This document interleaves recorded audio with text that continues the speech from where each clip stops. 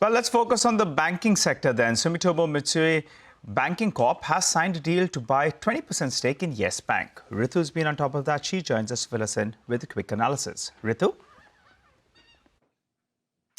Thanks, Nigel. You know, it is Japan's one of largest lenders, SMBC, Sumitomo Mitsui Banking Corporation, that is set to acquire 20% stake in Yes Bank at 2150 rupees per share for a total of about 13,390 crore rupees in what is going to be the largest cross-border investment for the Indian banking sector. Now, to get to this 20% stake, SMBC is going to acquire 13.19% stake from the current largest shareholder, State Bank of India, and an aggregate of 6.81% from 7 other selling banks, which includes Axis, Bandhan, HDFC Federal, ICICI, IDFC First, and Kotak Mahindra Bank. Now, once the deal is closed, SBI's stake is going to fall to 10.8%, and the aggregate holding of these 7 other banks will come down to 2.93%, and SMBC will then be the largest shareholder. State Bank of India, of course, stands to make the largest gain from this sale as one of the largest banks that had come to the rescue of Yes Bank when the reconstruction happened in 2020. And in absolute terms, SBI will get about 4,760 crores of gains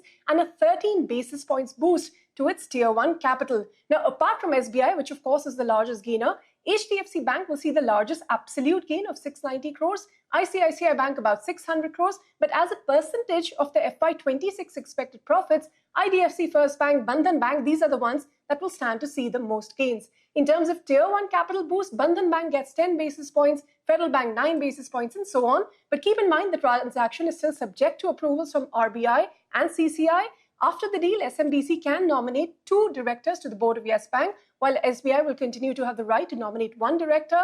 Also importantly, keep in mind, SMBC's parent, that is Sumitomo Mitsui Financial Group, also owns another NBFC in India, which is called SMFG India, formerly known as Fullerton India Credit. So the question later may also arise whether it will look to merge that NBFC business with Yes Bank. But for now, yes, SMBC agreeing to acquire 20% stake in Yes Bank, and subject to regulatory approvals, of course, this will bring a year-long process of negotiations finally to some closure. All right, Ritu, thank you very much. Very nicely explained. And indeed, it's a 5-year-old story that's finally seeing some sort of a closure now. Let's